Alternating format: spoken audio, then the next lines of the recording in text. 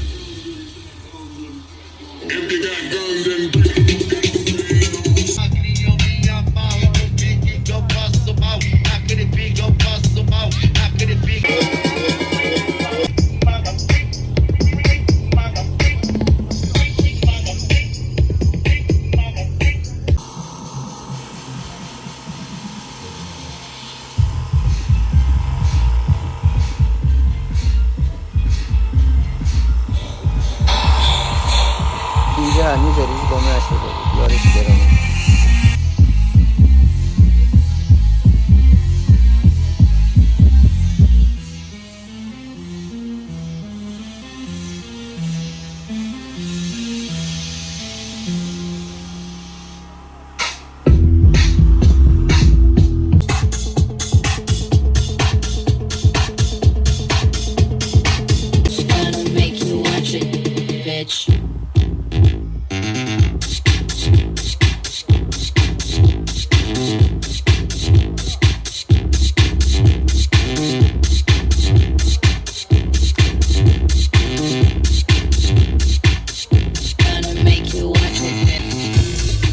بچه ها به دسته های چندتایی تقسیم میشن و تو قسمت های مختلف کوه پخش میشن.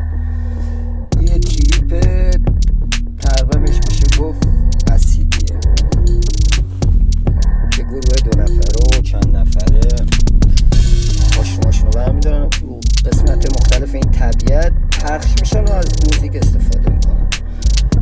این هم که میبینین یه دسته 10 تاییه که ترجیح میستن همین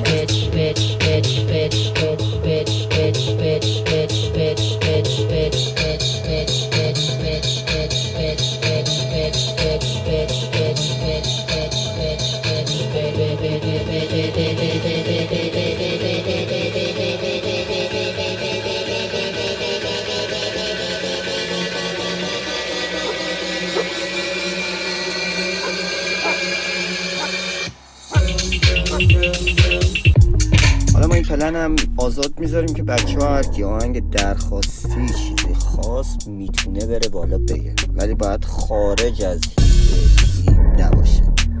یعنی باید آهنگ سایکو اینا باشه، ولی آهنگ مثلا دیگه ای مثلا طرف بخواد تتلو پلیشه یا چیز پلیشه، اونم حالا طبق چیزه با حالت رمیکس پلی میشه، ولی خب نه همون ترک. مثلا رمیکس تازیانه خیلی خفنه. حالا بعد تو تریپای بعدی رمیکس تازیانه رو پلی میکنه.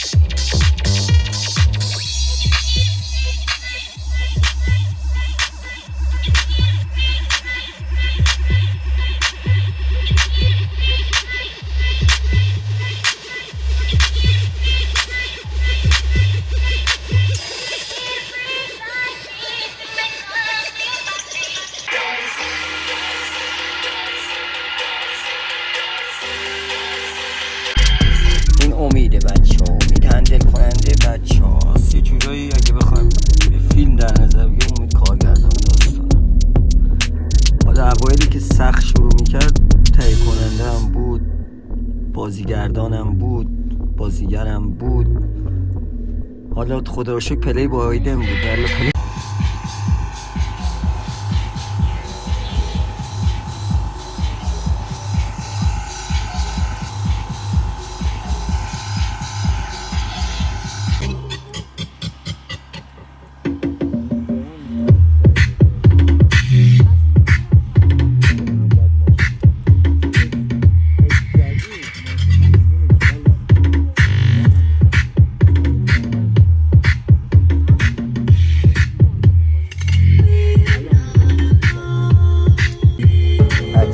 کم کم دیگه طبیعت میان هی از تغذیه تیم و